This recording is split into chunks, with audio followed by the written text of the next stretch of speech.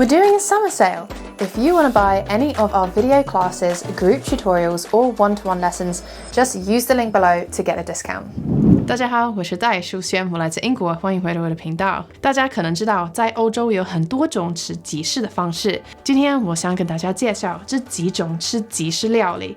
对我来说，我超级喜欢，不一定很健康，但是一定很好吃。你可以在家自己试试看，再跟我分享你们觉得这样吃好不好吃，一定要留言跟我分享哦。Alright, 10 ways of eating cheese. Now, there are definitely more than 10 ways. There are so many ways of eating cheese, and we do tend to love cheese in the UK. Why? I mean, it isn't that healthy. It's kind of fatty. I think it's actually also addictive. They found that there's something about cheese that makes people addicted to it. So anyway, I'm just gonna poison you all with these lovely foods. So the first way of eating cheese is to make, as I have done here, a cheesy pasta sauce. So we can see it's like a bechamel sauce, which is like butter, flour, and milk. So you make a sauce and then you add cheese to it, and then you can put it with any kind of pasta, and it tastes pretty good. All right, the next way of eating cheese is cauliflower cheese. That's not a main course. It's kind of more like a side. You know cauliflower? It's like that vegetable, the white one. The one that looks like broccoli, but it's white. That's cauliflower. The sauce is the same as the one that we had with the pasta. Some people would even make this as like a main for their dinner. Like I remember as a child, if it was my dad's turn to look after us, he would make cauliflower cheese and think that he was like a culinary genius. Most people would maybe put it more as a side, like with your roast dinner, that kind of thing.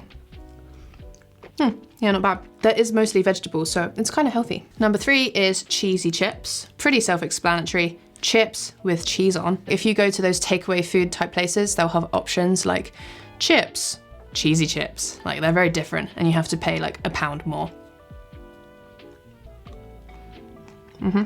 I also find that in the north, they kind of eat cheesy chips more than we do in the south. And sometimes they put gravy with their chips as well. The next one is the cheeseburger. I think you guys know what a cheeseburger is. This one is particularly gross. I mean, you can see the cheese there. That's like not real cheese. That's very processed. This is one of those burgers that you can find in supermarkets where it's pre-made in a little plastic pod and you just take it home, put it in the microwave. So I'm actually not gonna eat this because this is like poison. Next up, we have pizza. This is just a little pizza for the purposes of this video. But usually they have mozzarella on, which I kind of prefer.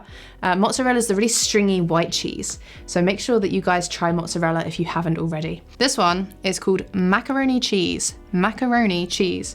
Now, you're probably wondering, what is the difference between macaroni cheese and the pasta with cheesy sauce?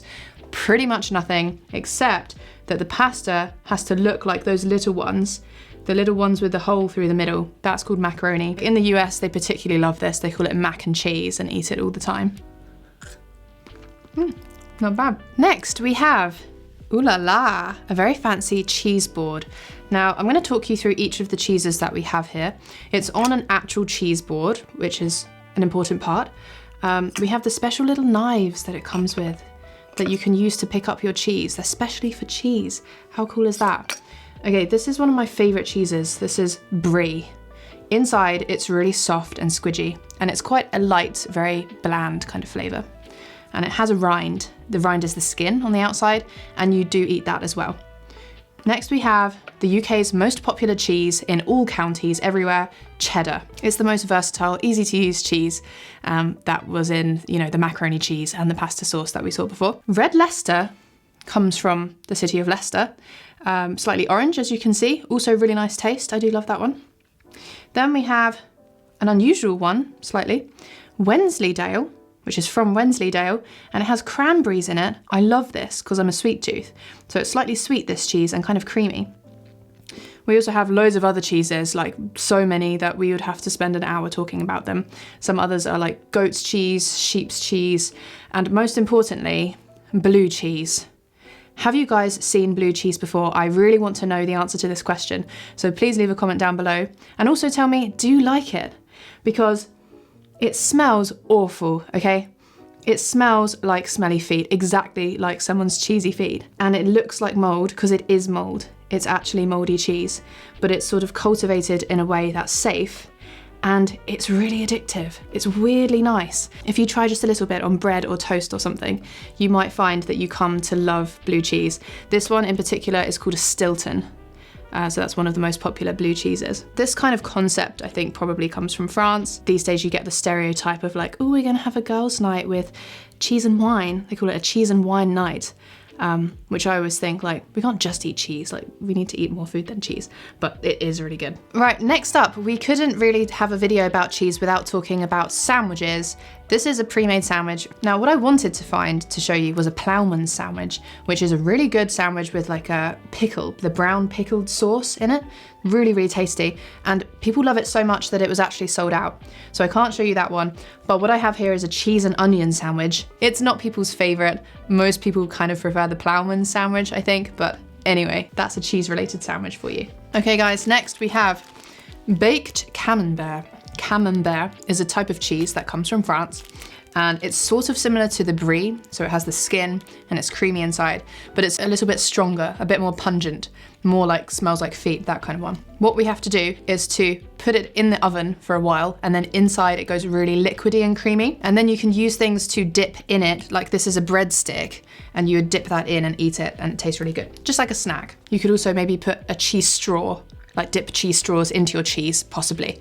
This is something that's called a cheese straw. It's like a cheese-flavored bread snack thing. Yeah, so that is baked camembert. And last but not least, we have the mighty cheese on toast. So with the cheese on toast, you need to actually put your bread with cheese on top into the oven or grill, and then it goes all melted and bubbly on top. So I haven't done that with this one, but what you can then do, another version of this, which is very similar but kind of different, is turn it into a cheese toasty. Many English families have a toasty maker at home. So that's like a device where you close it and then it toasts the sandwich together and the cheese inside will go really melted. So a toasty is kind of like an acceptable lunch option. If you were gonna have cheese on toast like this for dinner, that would be considered kind of a sad dinner option. Like, oh, poor you don't have enough food in the house or you can't cook, so you have to eat cheese on toast. When it's grilled, in the US they call it a grilled cheese sandwich, which is also a very popular option. That's pretty much it for all of our cheese options for today. But I did have a couple extra ones that I wanted to share with you because I saw them in the shop and they really reminded me of my childhood, and I thought, I need to share this. The first one is Baby Bell. It's not really considered a real cheese. It tastes like plastic. It's very processed cheese, but kids seem to like it. I remember at school loads of kids used to bring these in their packed lunches. We also have this, which is called a cheese string, very similar to Baby Bell. It's like processed cheese that's very soft and easy to eat. And what's fun about it is you can play with it. You peel it down like this, and it turns into sort of stringy cheese. That's why it's called a cheese string. Yeah, so you can peel all of his hair, and in the advert, it was like this with a face, and he was like, yeah, you know, a cartoon character trying to sell this to kids. So it tastes all right, but it's probably not very good for you.